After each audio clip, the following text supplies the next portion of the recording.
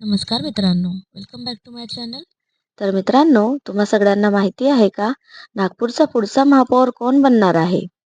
तर फेब्रुवारीच्या पहिल्याच आठवड्यात होणाऱ्या निवडणुकीकडे संपूर्ण शहराचे लक्ष लागले आहे. भाजपमध्ये महिला नेता आक्रमक झाला असून महापौर पदासाठी जोरदार मोर्चेबांधणी सुरू आहे. आजच्या व्हिडिओत आपण पाहणार आहोत निवडणुकीची पूर्ण टाइमलाईन, आरक्षणाचा मुद्दा, संभाव्य महिला महापौर कोण असू शकते याबद्दलची माहिती. तर व्हिडिओ शेवटपर्यंत पाहत राहा.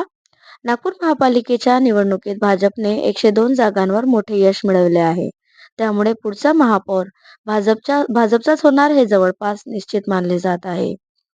15 जानेवारीला मतदान पार पडले. 16 जानेवारीला आपल्या सगळ्यांना माहिती झाले की भाजपचा विजय स्पष्ट झाला आहे.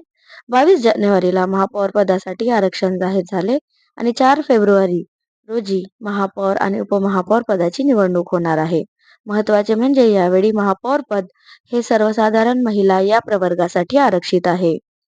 आरक्षण जाहीर झाल्यानंतर भाजपमधील अनेक ज्येष्ठ महिला नगरसेविका महापौर पदासाठी इच्छुक झाल्या आहेत. यामुळे पक्षांतर्गत चर्चा आणि हालचालींना वेग आला आहे. बातमीनुसार खालील महिला नगरसेविका या चर्चेत आहेत. यामध्ये खालील नावे घेतली जात आहेत: नीता ठाकरे, दिव्या धुरे, साधना बर्डे, अर्चना जिचकार, शिवानी दानी आणि विशाखा मोहिते या सर्व महिला नेत्या महापौर पदासाठी मजबूत दावेदार मानल्या जात आहेत. तर भाजपकडे स्पष्ट बहुमत असल्यामुळे पक्षाचा निर्णय अंतिम ठरणार आहे. सूत्रांच्या माहितीनुसार मुख्यमंत्री देवेंद्र फडणवीस आणि केंद्रीय मंत्री नितीन गडकरी यांच्या मतानुसारच नागपूरचा पुढचा महापौर ठरेल अशी शक्यता आहे. पक्षांतर्गत अनेक स्पर्धा दिसून येत आहे. महिला आरक्षणामुळे काही पुरुष इच्छुकांची संधी हुकली आहे. त्यामुळे पक्षांतर्गत नाराजी असली तरीही अंतिम निर्णय पक्षश्रेष्ठींनी घ्यायचा आहे.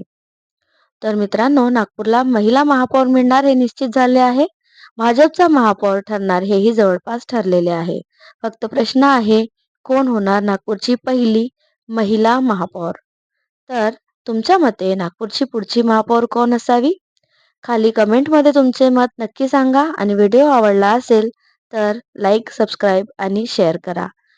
तर मित्रांनो, व्हिडिओ शेवटपर्यंत बघितल्याबद्दल तुमचे खूप खूप धन्यवाद आणि अशाच व्हिडिओसाठी कृपया माझ्या चॅनलला सबस्क्राईब करा.